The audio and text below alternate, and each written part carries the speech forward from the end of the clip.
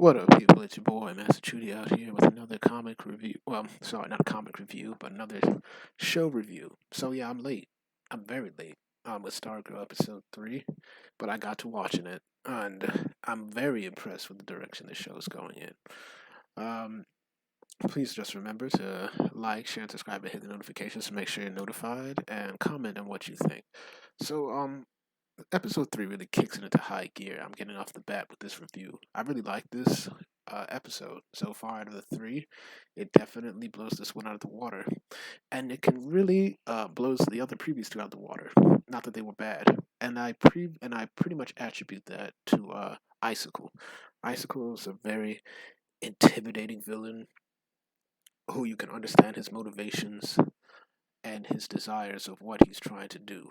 And I think that he really comes off as a very capable villain, a very intimidating villain, and you know what he wants. And right off the bat, he ain't taking no prisoners, not even from his old crew, as you can see.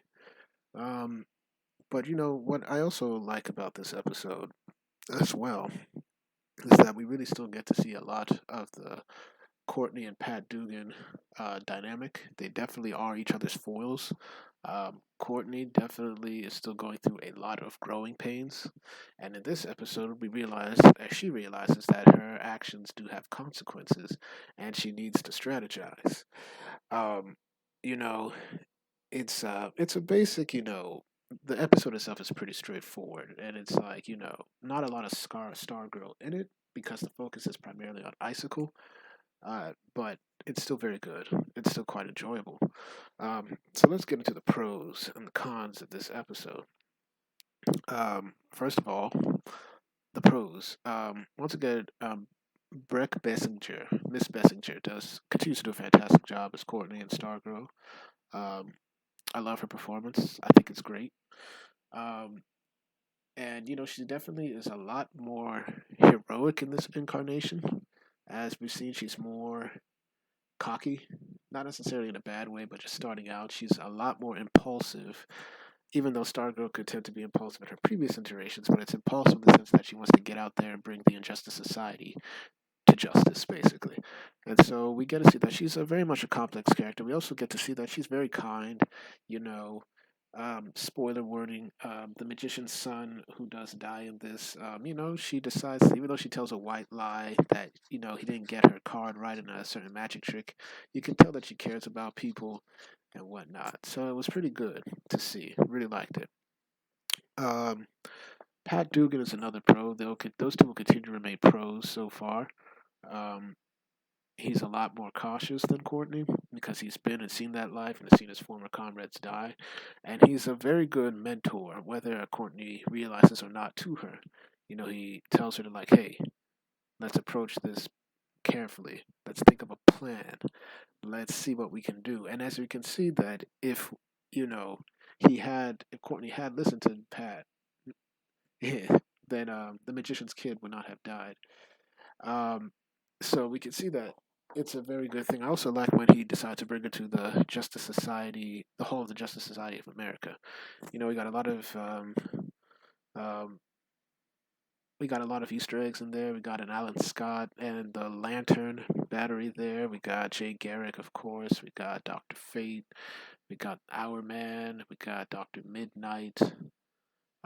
Lots of very deliciously good Easter eggs in there, so I really enjoyed that. The biggest pro of all, of course, as I mentioned, was Icicle. Fantastic villain introductory. He's suave. He's intimidating. He can be very charming when he can be, but when it's time for business, he gets down to business. It was very good. I pretty much gave him the greatest explanation I could at the beginning as well.